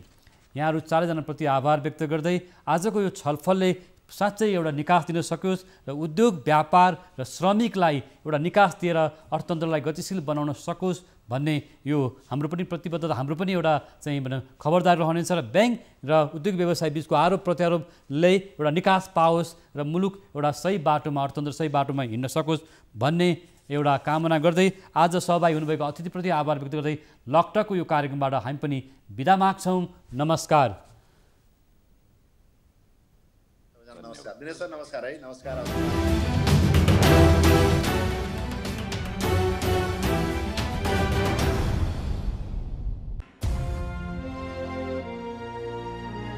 This is Nepal Broadcasting Channel and you're watching News 24. Coming up का साथ में हरेक निर्माण को धड़कन United cement, Marvel FlowGuard, CPVC pipes and fittings, सुरक्षा घर को साथ जीवन भर को। डिस होम खुशी अन गरौं। किसान ड्यूरास्टिल सीपीवीसी पाइप्स, राष्ट्र को शान किसान। Plumber CPVC pipes and fittings, विश्वास प्लम्बिंग को। नेपाली चलचित्र प्रतिको यहाँहरूको माया अनि लगातार मनोरञ्जन दिने हाम्रो प्रतिबद्धता। बीएमएसडीले ल्याएको छ नयाँ तथा उत्कृष्ट चलचित्रहरूको मज्जा तपाईको सपरिवारको लागि तपाईकै घरमा। आउनुहोस् बीएमएसडी सँगै हामी जोडियौं अब सबै नेटवर्कहरूमा। डिसोममा हामी छौं च्यानल नम्बर 988 मा, नेट टिभीमा च्यानल नम्बर 188 मा, क्लियर टिभीमा च्यानल नम्बर 934 मा, मेरो टिभीमा च्यानल नम्बर 31 मा, म्याक्स टिभीमा। कोरोनाले सिर्जना गरेको संकटमा पल पल का न्यूज अपडेट र हर क्षेत्रको कभरेजका लागि न्यूज 24 नेपाल युट्युब च्यानललाई सब्स्क्राइब गर्नुहोला।